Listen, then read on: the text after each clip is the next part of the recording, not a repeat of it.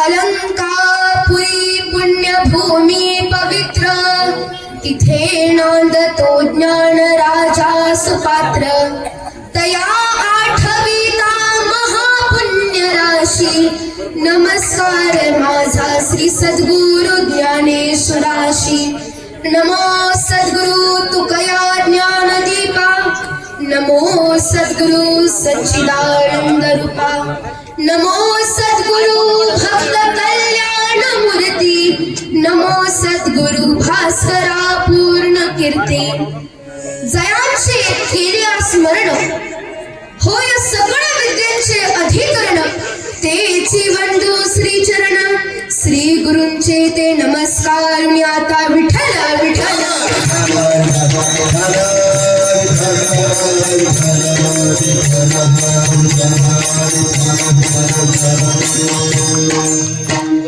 धरी अवतार विश्वतारावया, अत्रीची अनुसया गरोदर.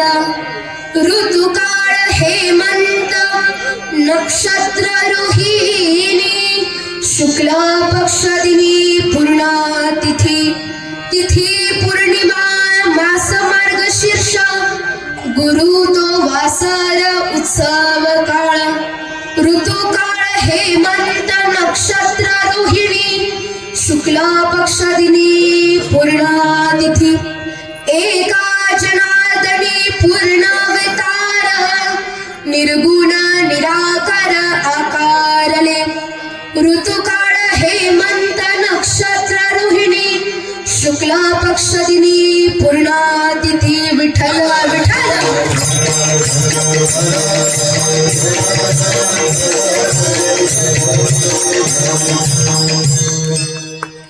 वारकरी संप्रदायाच्या दंडकाप्रमाणे अभंगाची प्रस्तावना अशी द्यायची की आज कीर्तनरूपी सेवेला निवडलेला अभंग पैठण निवासी शांती ब्रह्मश्री संत एकनाथ महाराज यांचा हा 4 चरणांचा अभंग आजच्या दत्त जयंती निमित्त जी कीर्तन सेवा आहे त्यासाठी संत एकनाथ महाराजांचा हा 4 चरणांचा अभंग सेवेकरता निवडलेला आहे. विठ्ठल विठ्ठल.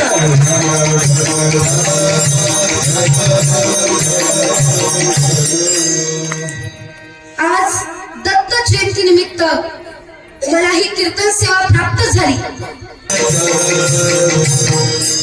पैठण निवासी ज्यांना शांती ब्रह्म असं म्हटलं जातं, आणि अशा पैठण निवासी शांती ब्रह्म श्री संत एकनाथ महाराज यांचा हा 4 चरणांचा अभंग. आणि या अभंगाच्या माध्यमातून संत एकनाथ महाराज प्रभू श्री दत्तांच्या अवताराबद्दल परिपूर्ण अशी माहिती देतात, त्याचं आख्यान करतात. अर्थातच प्रभू श्री दत्तांचा जन्म अवतार कधी झाला, कशासाठी झाला, अवतार घेण्या अगोदर ते कोणत्या रूपामध्ये होते आणि नंतर कोणत्या अवतारामध्ये प्रकट झाले, अशा अनेक प्रश्नांची उत्तरे नाथ महाराज आपल्याला या अभंगातून देतात. आणि कमीत कमी वेळामध्ये आपण या कीर्तनामध्ये हा अभंग सोडवण्याचा प्रयत्न करू. विठ्ठल विठ्ठल.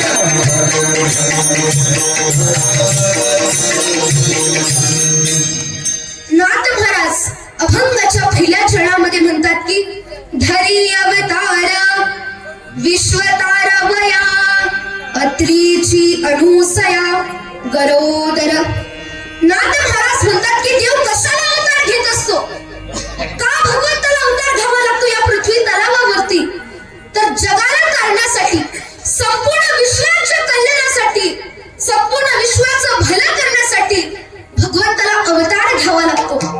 मग तद्वत प्रभू श्री दत्ताने अत्रि ऋषी व त्यांची पत्नी अनुसया या दोघांच्या पोटी जन्म घेतला, म्हणून म्हटलं जातं अत्रीची अनुसया गरोदर. पुढे नाथ महाराज अभंगाच्या दुसऱ्या चरणामध्ये सांगतात की प्रभू श्री दत्तांचा अवतार कधी झाला, ती वेळ कोणती, तो ऋतू कोणता. तर नाथ महाराज द्वितीय चरणामध्ये म्हणतात की ऋतुकाळ हेमंत नक्षत्र रोहिणी, शुक्ल पक्ष दिनी पूर्ण तिथी. अर्थातच प्रभू श्री दत्तांचा अवतार हेमंत ऋतूमध्ये रोहिणी नक्षत्राला आणि शुक्ल पक्ष या दिवशी झाला.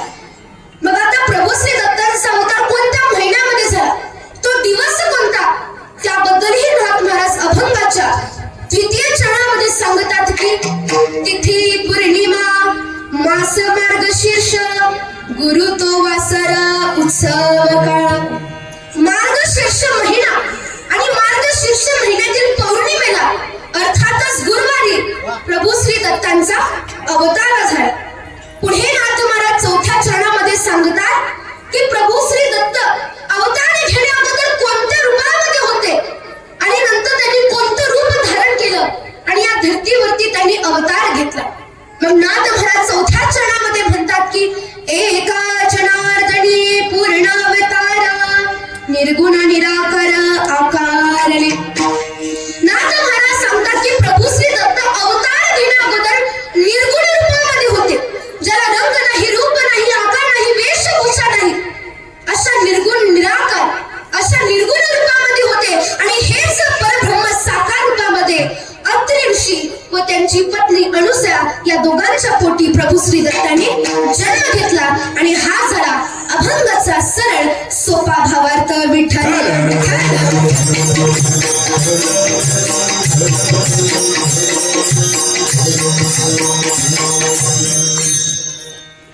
आता आज आपण कमीत कमी वेळामध्ये अभंग सोडवण्याचा प्रयत्न करू, पण तद्वत मी सांगू शकतो की जरा विषयांतर करून सांगू शकतो की आपण खूप भाग्यवान आहोत. प्रथमतः तर तुम्ही सर्वजण भाग्यवान आहात की तुम्ही हा दत्त जयंती निमित्तचा हा जो सोहळा आहे, कीर्तन सोहळा आहे, जो भक्ती भावाने आनंद घेत आहात त्याचा. आणि जो भाव आता तुमच्या मनामध्ये आहे तोच भाव निरंतर राहू द्या, कारण की हाच भाव भगवंताला आवडत असतो. का तर भगवंत हा भावेचा भुकेला आहे. विठ्ठल विठ्ठल.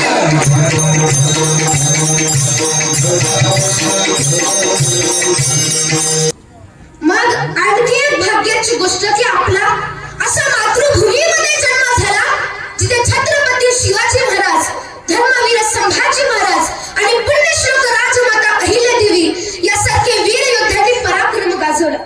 तसेच महाराष्ट्र ही 55 संतांची भूमी आहे, ज्यांनी 18 पुराण जातीमध्ये जन्म घेतला आणि सगळ्यांनी एकच संदेश दिला. जसं की आळंदीच्या श्रीमंत संत ज्ञानेश्वर माऊली, पैठणचे एकनाथ महाराज आणि देहू निवासी तुकोबाराय, अशा अनेक संतांनी ज्या भूमीमध्ये जन्म झाला त्यांच्या चरणांनी ही भूमी पावन झाली आहे, पवित्र झाली आहे. अशा भूमीमध्ये आपला जन्म झाला याचं आपण भाग्य मानायला हवं.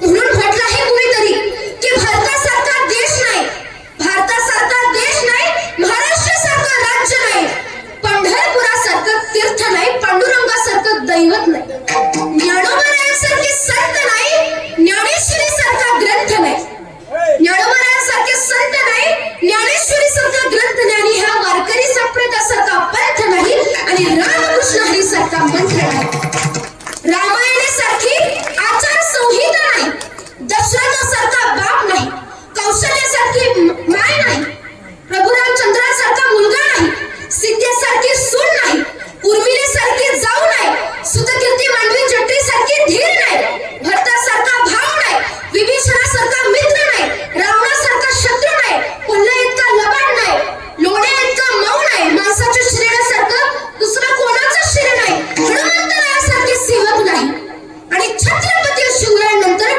पुन्हा असा राजा होणार नाही, पुन्हा असे राजा होणार नाही. तसेच पुण्यश्लोक राजमाता अहिल्यादेवी नंतर पुन्हा अशी राणी होणे नाही, पुन्हा अशी राणी होणे नाही. म्हणून याचं आपण नेहमी भाग्य मानायला हवं. विठ्ठल विठ्ठल.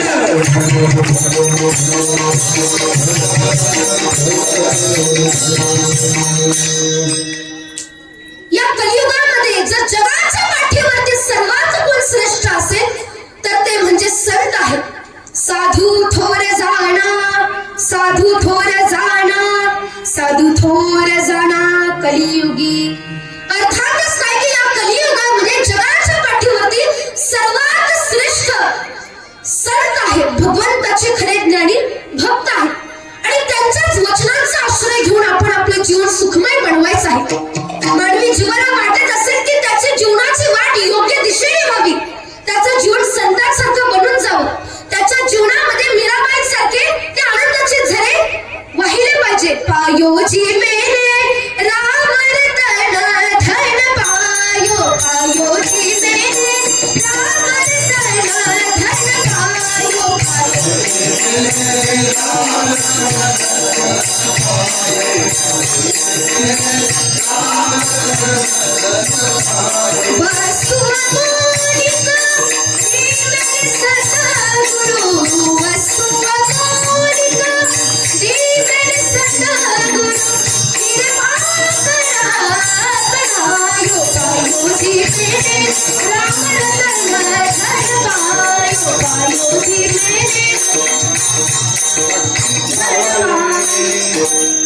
तुम्ही म्हणसाल की आमच्या जीवनामध्ये सुद्धा सुख येतं, पण ते भौतिक सुख आहे आणि भौतिक सुख काहीच कालावधीसाठी टिकून राहतं आणि ते आपल्यासाठी पर्याप्त नसतं.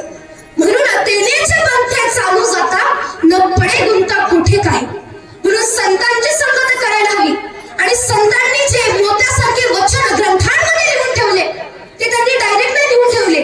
कुणाचं पण बघून आधी त्यांनी अनुभवात आणलं, आचरणामध्ये आणलं, मग त्यांनी लिहून ठेवलं. भगवद्गीतेमध्ये सुद्धा लिहिलं आहे, यथा चित्तेम तथा वाचो, यथा वाचस्थता क्रिया, चित्ते वाची क्रिया यांचं साधू नाम एक रूपता. जे संतांच्या ओठात असतं तेच त्यांच्या ओठात असतं आणि जे त्यांच्या ओठात असतं त्याच प्रकारे त्यांची करणी असते.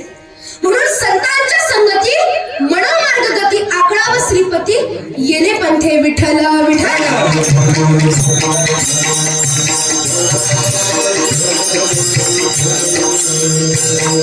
म्हणून म्हटलं आहे की आग लगे आकाश में झिरझिर बरसे अंगार, आग लगे आकाश में झिरझिर बरसे अंगार.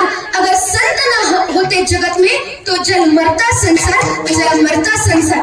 या जगामध्ये जर संतांनी अवतार घेतला नसता, जन्म घेतला नसता तर हे जग जळलं असतं. जळलं म्हणजे आगीने नाही तर दुष्ट रावणांचा, अनेक रावणांचा जन्म झाला असता आणि या जगामध्ये फक्त हिंसा वाढली असती, अधर्म वाढला असता, धर्माची हानी झाली असती. म्हणून भगवंताला अवतार घ्यावा लागतो. विठ्ठल विठ्ठल.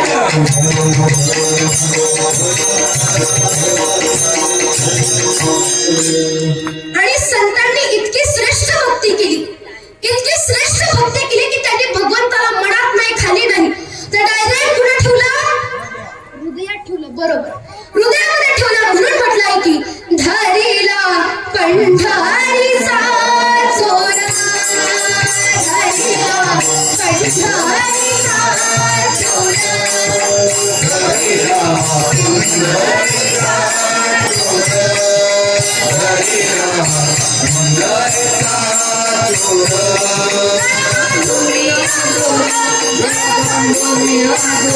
पंढरीचा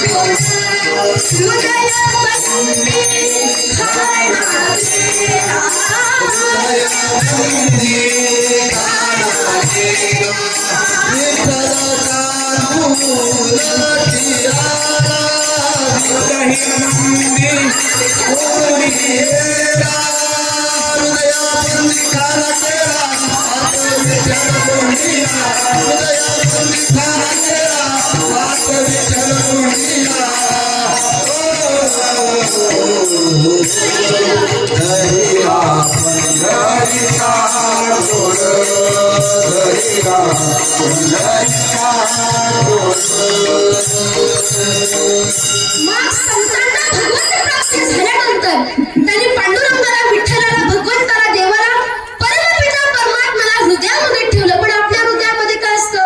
वेगळंच खोड भरलेलं असतं. बरोबर की नाही? आणि आजकालच्या तरुण पिढीला तर भक्ती ही आवडतच नाही. बरोबर का? नाही आवडत. भक्ती ही विषयच आवडत नाही. कारण की आजची तरुण पिढी, मी नेहमी कीर्तनाला सांगत असतो आणि ते सांगणं गरजेचं आहे. का तर आजची तरुण पिढी 3 गोष्टींच्या आहारी गेली आहे. ती म्हणजे मोबाईल, व्यसन, फॅशन. बरोबर की नाही? मोबाईलचं म्हणायला गेलं तर मला रात्री कानावरती पोरं गेम खेळताना दिसते ते. तर तुम्ही म्हणता तुला कसं कळलं? माझी कीर्तन सेवा असल्या मी घरी येताना मला दिसेल की. मग आजची तरुण पिढी ही इतक्या मोबाईलच्या आहारी गेली आहे. आधीच्या काळी काय करायचे? जन्माला आला ह्याला आणि वाहून वाहून मेला. पण आता म्हणावं लागतंय जन्माला ह्याला व्हॉट्सअप, इंस्टाग्राम, फेसबुक बघून बघून मिळा.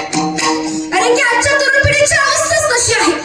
आजकालचं छोटं मुलं रडायला लागलं तर आई म्हणते, धर बाळा कार्टून लावून देते तुला, मोठू पतलू. बरोबर की नाही? पण त्या मुलाच्या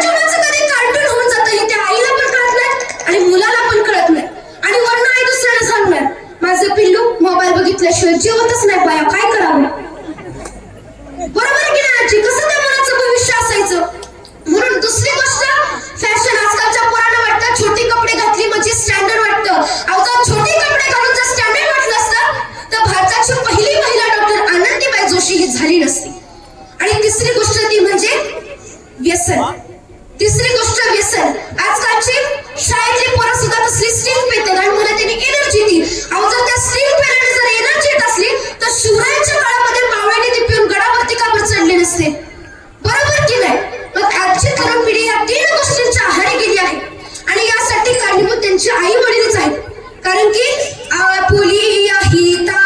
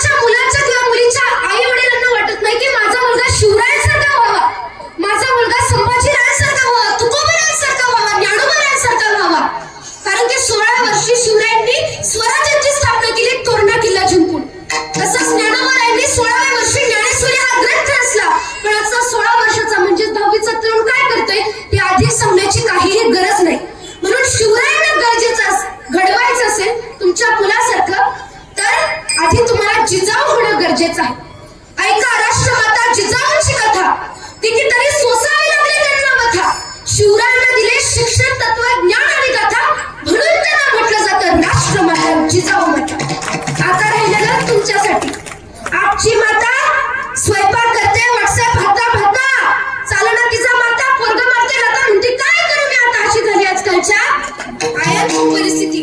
म्हणून मुलांना तुम्ही इंटरनॅशनल स्कूलमध्ये घाला, पण त्याच्या शिक्षणाला जर अध्यात्माची जोड नसेल तर तुम्ही त्याला डॉक्टर बनवलं तरी तो मुलगा तुम्हाला एक दिवस इंजेक्शन खुपसल्याशिवाय राहणार नाही. तुम्ही मुलाला इंजिनियर बनवचाल पण तोच मुलगा तुमचा प्लॅन बनवल्याशिवाय राहणार नाही.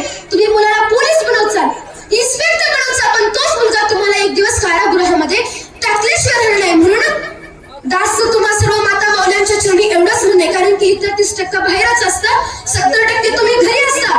म्हणून आधी मुलांना संस्कार देणं अतिशय महत्वाचं आहे. विठ्ठल विठ्ठल.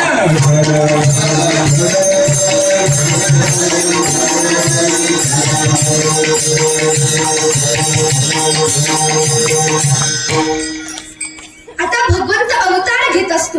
भागवतामध्ये भगवंताचे 24 अवतार सांगितलेले आहेत आणि वारकरी संप्रदायामध्ये भगवंताचे 10 अवतार सांगितलेले आहेत.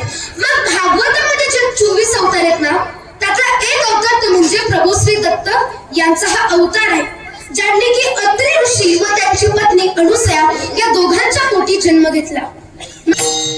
नाथ महाराज अभंगाच्या प्रथम चरणामध्ये म्हणतात की धरी अवतार विश्व तारावया, अत्रीची अनुसया गरोदर. अवतार, धरी अवतार कशासाठी? विश्व तारावया, जगाला तारण्यासाठी, विश्वाचं कल्याण करण्यासाठी, भलं करण्यासाठी भगवंत अवतार घेत असतो. किंवा जेव्हा जेव्हा धर्माची हानी होते, अधर्म वाढतो, हिंसा वाढते, जेव्हा जेव्हा धर्माचे पतन होते, तेव्हा तेव्हा भगवंताला अवतार घ्यावा लागतो. भगवद्गीतेत सुद्धा म्हटलं आहे, यदा यदा हि धर्मस्य ग्लानिर्भवति भारत अभ्युत्थानम धर्मस्य तदात्मानं सृजाम्यहं परित्राणाय साधूनां विनाशाय च दुष्कृतां धर्म संस्थापनार्थाय संभवामि युगे युगे, संभवामि युगे युगे. म्हणजेच काय की सामान्य जीवाचा उद्धार करण्यासाठी भगवंत अवतार घेत असतो. धरी अवतार. विठ्ठल विठ्ठल.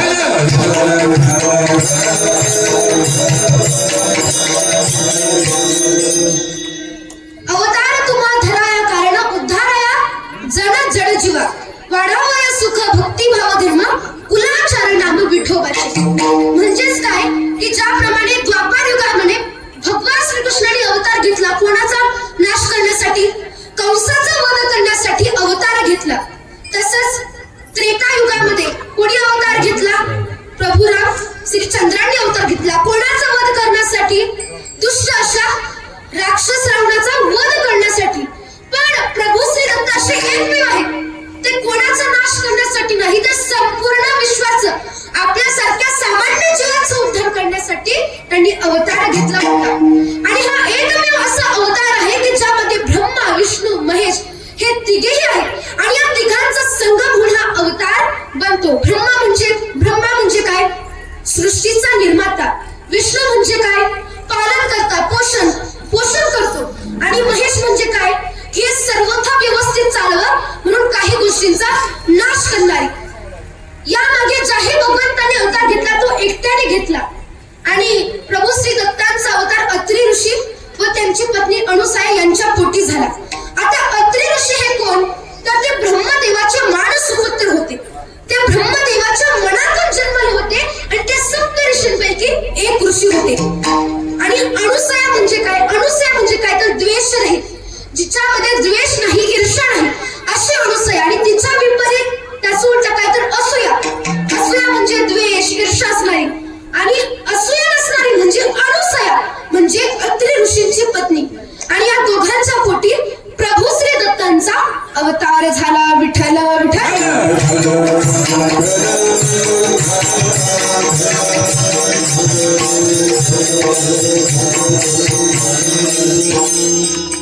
मग आता ज्या प्रकारे प्रभू श्री दत्तांचा जन्म झाला त्यामागे पण एक पौराणिक कथा आहे, ती आता आपण श्रवण करूया. काय झालं? कैलासामध्ये पार्वती माता सगळ्यांना माहिती आणि शिवशंकर, पार्वती माता आणि शिवशंकर तिथं कैलासामध्ये आपले सहज बसले होते. आणि शिवशंकर म्हणाले, या जगामध्ये सर्वात श्रेष्ठ पतिव्रता कोण आहे सांगू का? मग पार्वती काय म्हणाली? सांगा की. पण तिच्या मनामध्ये काय आलं? जगातली सर्वात श्रेष्ठ पतिव्रता म्हणून तिचं नाव घेतील असं तिच्या मनामध्ये आलं. मग ती म्हणली, सांगा की कोण आहे सगळ्यात श्रेष्ठ पतिव्रता? काय आशा होती तिची की तिचं नाव घेऊ. पण शिवशंकर काय म्हणाले की जगात सर्वात श्रेष्ठ पतिव्रता कोण आहे? अत्री ऋषींची पत्नी अनुसूया ही आहे. आता म्हटलं की गर्व देखोनी पार्वतीचा, त्रिलोचन बोले वाचा, नारद मुनी सांगेल महिमा तिचा, मग तुझं कळेल. असं शंकर पार्वतीला म्हणले की तुला नवऱ्याचं काय पटणारच नाही, तुला नवऱ्याचं खोटच वाटतंय. तुम्हाला वाटतं का तुमच्या नवऱ्याचं खोटं? नाही वाटत, खरं बोलते. मग ते काय म्हणाले की नारद मुनी कळीचा नारद मुनी इकडली गोष्ट तिकडं करणार, इकडली तिकडं. मग शंकर म्हणाले की तुला माझ्याकडनं नाही कळणार, माझ्याकडनं नाही समजणार तुला.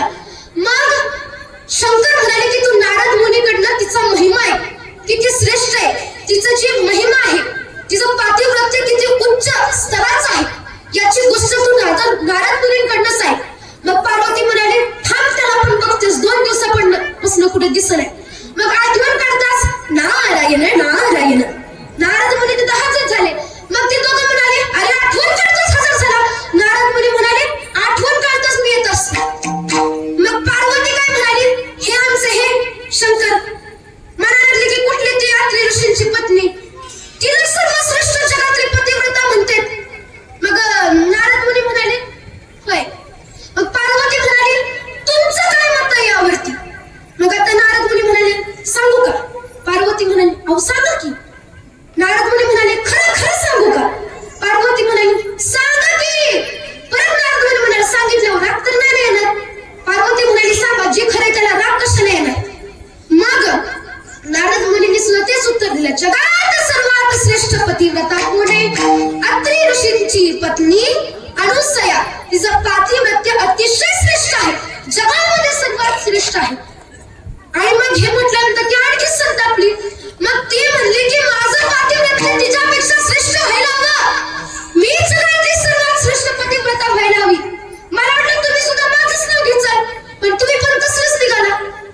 मग ती म्हणाली, तिचं पातिव्रत्य कमी व्हावं, तिची पतिव्रता कमी व्हावी, तिची पातिव्रत्य भंग व्हावं म्हणून काय करावं लागेल? मग नारद मुनी म्हणाले, मी मार्गाचा स्पेशलिस्टच आहे, माझ्याकडे अनेक मार्ग असतात.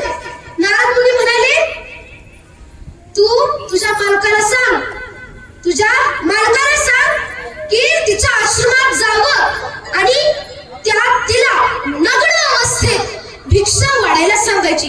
आता एखादी पतिव्रता स्त्री जिचं पातिव्रत्य अतिशय श्रेष्ठ आहे, ती पती सोडून इतर व्यक्ती पुढे नग्न होईल का? नाही. मग असं म्हटल्यानंतर तिचा आता हट्ट होता. मग ती देवांना सुद्धा पुरवा लागला. मग पार्वती काय केली, शंकरांकडे गेली आणि तिने सांगितलं तुम्हाला तिच्या आश्रमामध्ये जायचंय आणि तिला एवढंच सांगायचंय की माझी एवढीच अपेक्षा आहे की तू मला नग्न अवस्थेमध्ये भिक्षा वाढ, माझी भुकाची संतुष्टी कर, पण नग्न अवस्थेमध्ये. मग शंकर काय म्हणाले, अगं काय तुझा असला हट्ट? पण देवदेवतांना सुद्धा बायकोचा हट्ट पुरवावा लागला. तुम्ही सुद्धा पुरवत असाल, पुरवता का नाही? आणि मग ठरलं आता. मग नारद मुनीचं तिथलं काम झालं. मग ते आता कुठं गेलं, वैकुंठाला गेलं. कैलासामधून वैकुंठाला गेलं. आणि वैकुंठामध्ये तिथे त्यांना लक्ष्मी देवी दिसली. आणि लक्ष्मी देवी म्हणाली की काय आजची नवीन बातमी, काय आजची वृत्तपत्र? मग नारद मुनी म्हणाले की कैलासामध्ये असं झालं, म्हणजे तिचं पातिव्रत्य उच्च आहे म्हणून पार्वतीला अहंकार आला, गर्व आला. ती म्हणायला लागले की मी सर्वात श्रेष्ठ पाहिजे. मग मी तिला मार्ग सांगितला की तिला नग्न अवस्थेत भिक्षा वाढायला सांगायची.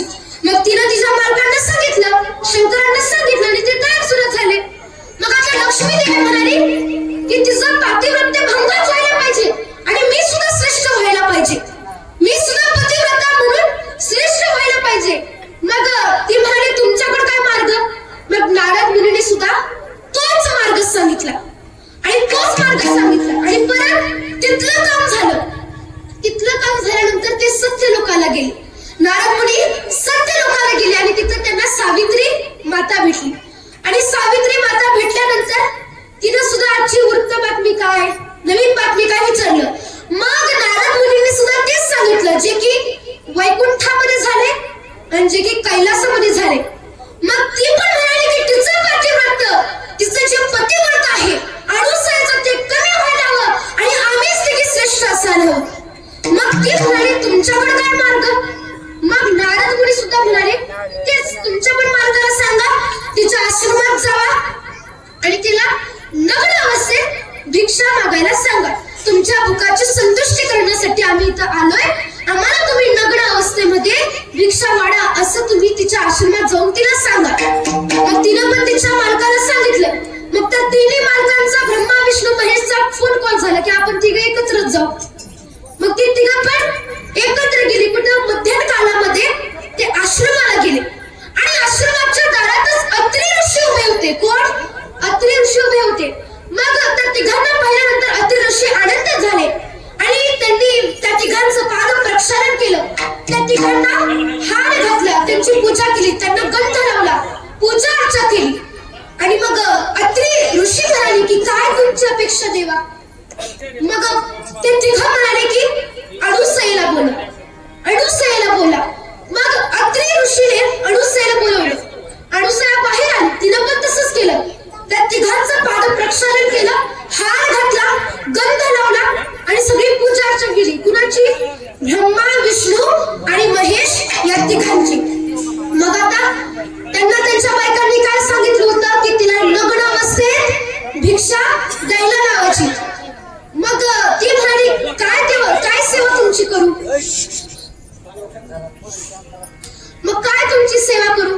मग ब्रह्मा विष्णू महेश म्हणाले की आमची एवढीच एक सेवा कर की आम्हा तिघांच्या भूक लागली आहे आणि त्या भूकाची संतुष्टी करण्यासाठी तू आम्हाला भिक्षा वाढ. पण भिक्षा वाढायची कशी? नग्न अवस्थेत. मग ती आता चिंतेत पडली, असं कसं? कारण की जिची पतिव्रता श्रेष्ठ आहे, जिचं पातिव्रत्य अतिशय जगामध्ये श्रेष्ठ आहे, अशी महिला दुसऱ्या कोणत्या व्यक्तीपुढे नग्न होऊ शकत नाही. मग तरी ती चिंतेत पडली आणि म्हणली की देवाचीच काहीतरी परीक्षा असावी. मग ती म्हणली की आता परीक्षेत उतरावंच लागेल. मग ती म्हणली की चालेल. मग तिनं काय केलं? अत्री ऋषींचं पाद प्रक्षालन केलं आणि पाद प्रक्षालन केल्यानंतर ते जे पाणी आहे ना पाय धुलेलं, ते तिघांच्या अंगावरती शिंपडलं आणि पतिव्रता असल्यामुळे तिच्याकडे शक्ती असते. मग तिनं आपला हात तिघांच्या मस्तकावरती ठेवला आणि मस्तकावरती ठेवल्यानंतरच तिघेही बाल स्वरूपात परिवर्तित झाले. तिघही ब्रह्मा विष्णू महेश बाल अवस्थेमध्ये आले. मग आता बाळाला काय भिक्षा कशी द्यावी? रसगुल्ला गुलाबजाम असं असतं का बाळाला? नाही.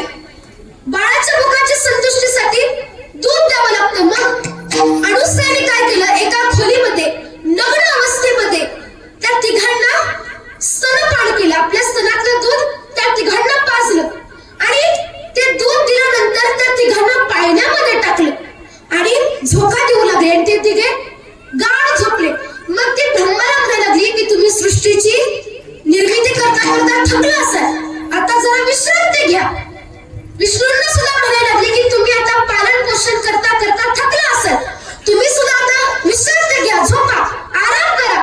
आणि महेश शिवशंकरांना सुद्धा तीच म्हणाली की तुम्ही सुद्धा अंत करता करता सगळं व्यवस्थित करता करता दमला असाल, मग तुम्ही पण आता विश्रांती घ्या. मग आता त्या तिघी सावित्री, लक्ष्मी देवी आणि पार्वती या तिघी त्यांच्या नवरोबाच्या मालकांच्या वाट पाहत होत्या. 6 महिने झालं तरी आपले पतिदेव काय येईना. मग लगेच नारद मुनींची आठवण काढली आणि लगेच नारायण नारायण लगेच हजर झाले नारद मुनी. आणि नारद मुनींना विचारलं की कुठे आहेत पण आमचे ते?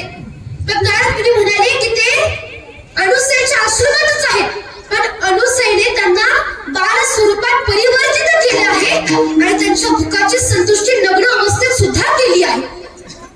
मग आता त्या तिघी काय म्हणाल्या की आता त्यांना माघारी आणण्यासाठी काय मार्ग आहे का? परत म्हणाला आम्ही मार्गाचा स्पेशलिस्टच मार्ग आहे. ती म्हणाले की जा अणुसयाकडे, आणा त्या तिघांना घेऊन. काय नाही म्हणणार ते तुम्हाला, कारण की अणुसय म्हणजे काय? द्वेष रहित, ईर्ष्या रहित. मग ते तिघे तिच्या आश्रमामध्ये गेले आणि त्यांची सुद्धा पूजा अर्चा केली. आणि मग ते झाल्यानंतर काय झालं? त्या तिघींनी अणुसयाकडे त्यांच्या मालकांना मागितलं आमचे हे कुठे, आमचे ते कुठे, त्यांना द्या. मग अणुसयाने त्या तिघांना आणलं आणि म्हणले की घ्या तुमचे कोणते ते. मग आता त्या तिघींना काय मिळणार? मग जिला आपल्या नवराच देत नाही ती कशी पतिव्रता श्रेष्ठ या जगामध्ये? यातून आपल्याला हेच कळतं. मग आता परत अणुसयाने काय केलं? तिचे पती अत्रि ऋषी त्यांचं पाद प्रक्षालन केलं आणि ते पाणी परत त्यांच्या तिघांवरती शिंपडलं आणि तिघांच्या मस्तकावरती हात ठेवला आणि ते आहे दशा रूपामध्ये आले ब्रह्मा विष्णू महेश. आणि मग जाता जाता ब्रह्मा विष्णू काय म्हणेल त्याच्या आधी त्या तिघींनी सावित्री, पार्वती माता आणि लक्ष्मी देवीने आभार मानलं की दिल्याबद्दल बाई तू श्रेष्ठ, आम्हाला काय नको आता. मग आता काय झालं की ब्रह्मा विष्णू महेश म्हणाले की आमची एवढी सेवा केल्याबद्दल, आमच्या भुकाची संतुष्टी केल्याबद्दल, ती पण आमच्या इच्छासारखं अर्थातच नग्न अवस्थेत, त्यासाठी तुम्ही काय मागाल ते आम्ही तुम्हाला देऊ. मग अणुसया काय म्हणली की तुम्ही आता गेला, तुम्ही होता तेव्हा मला लय करमत होतं, चांगली मी रमत होते, पण आता मला करमणार नाही. मग आता मला तुम्ही तिघच एकामध्ये पाहिजे, मगच मला करमेल. मग त्या तिघांनी काय केलं? तथास्तु केलं, आशीर्वाद दिला. मग लगेच अत्रीची अणुसया, गरोदर आणि प्रभू श्री दत्तांचा अवतार या प्रकारे झाला. विठ्ठल विठ्ठल.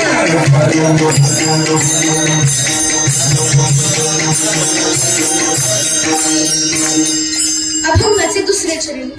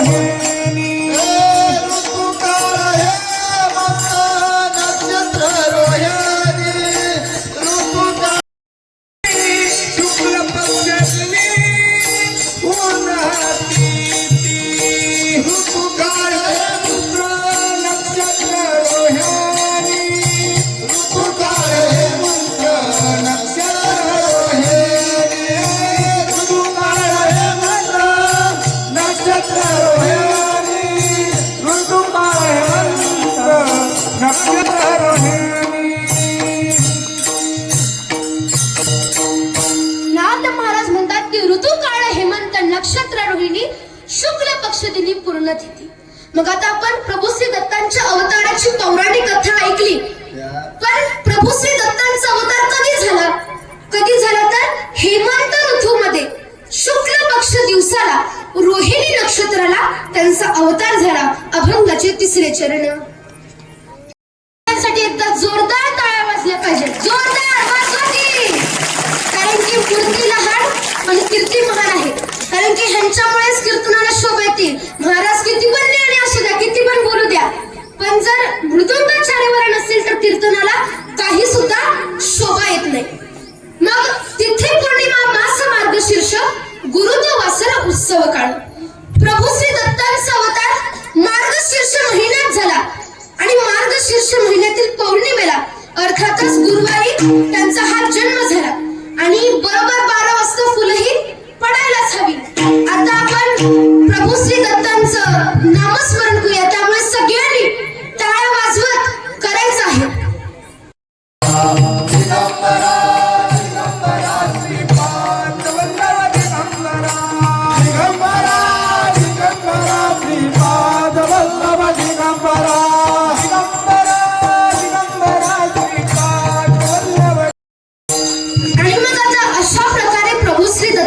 अवतार झाला. प्रभू श्री दत्तांचं आणखी एक वैशिष्ट्य ते म्हणजे की पांडुरंगाला तुळशीचा हार आवडतो, पवित्र तुळशीचा हार आवडतो. पण आपण तुळशीच्या हाराची पांडुरंग म्हणून पूजा करतो का? नाही करत. तसंच शिवशंकरांना बेलाचं फुल आवडतं, पण त्या फुलाची पूजा आपण शिवशंकर म्हणून करतो का? नाही. मग प्रभू श्री दत्तांना औदुंबर म्हणजेच हे उंबऱ्याचं झाड आवडतं.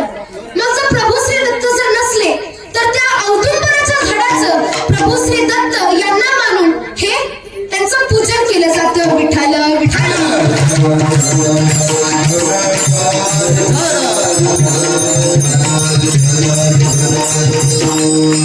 मग आता प्रभू श्री दत्तांनी सगुण रूपामध्ये अवतार घेतला. पण अवतार घेण्याअगोदर ते कसे होते तर निर्गुण रूपामध्ये होते.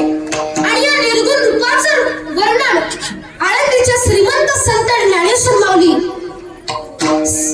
ज्ञानेश्वरीमध्ये करतात की अध्याय क्रमांक 2 ओवी क्रमांक 45, 46 आणि 47 मध्ये करतात की हा अनादि नित्य सिद्धू निरुपाधी विशुद्धू म्हणवली शस्त्रादिके छेदू न घडेया हा प्रणयोदके नाप्लवे अग्निदाहोण संभवे एथ महाशोषूण प्रभवे मारुताचा अर्जुना हा नित्यो अचडू हा शाश्वतू सर्वत्र सदोदितू परिपूर्णः. माऊली म्हणतात की हा भगवंताला एक तत्व नाम साधिते साधन द्वैताची बंधनानं बांधीचे. भगवंत अनादी काळापासून आलेला आहे. याचा जन्म झाला नाही म्हणजे याचा अंतही होणार नाही. याला शस्त्राने कापलं जाऊ शकत नाही, अग्नीने जाळलं जाऊ शकत नाही, पाण्याने भिजवलं किंवा बुडवलं जाऊ शकत नाही आणि वाऱ्याने सुकवलं किंवा उडवलं सुद्धा जाऊ शकत नाही. कारण की देव हा नित्य स्थिर आणि शाश्वत आहे, जो जगामध्ये परिपूर्ण भरलेला आहे. माझ्या अंगाचं वस्त्र देखील लांब असावं जितका भगवंत हा आपल्या जवळ आहे, आपल्या आतही आहे, आपल्या बाहेरही आहे. फक्त त्याला जाणून घेण्याची आवश्यकता आहे. म्हणून म्हटलं आहे की रंग नाही, रूप नाही, नाही वर्ण छाया, निराकार निर्गुण तू चिरघोराया. रंग नाही, रूप नाही, नाही वर्ण छाया, निराकार निर्गुण तू चिरघोराया. मैं गुलाम तेरा, तू ही मेरा सच्चा साई नाम लेऊ तेरा.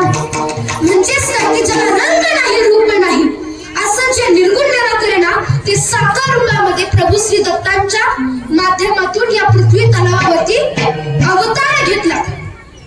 जे शस्त्र तोडीता तुटेना, जे पावके जाळीता जळेना, कालविता कालवेना आपे करुणे. जे वायू जेनी उडेना, झडेना ना दडेना, पडेना परब्रह्म ते. आणि तेच परब्रह्म साकार रूपामध्ये आलं. 4था चरण झाल्यानंतर लगेच आपल्याला फुलं टाकायची आहेत. अभंगाचे 4थे चरण. एका जनार्दनी एका जनार्दनी एका जनार्दनी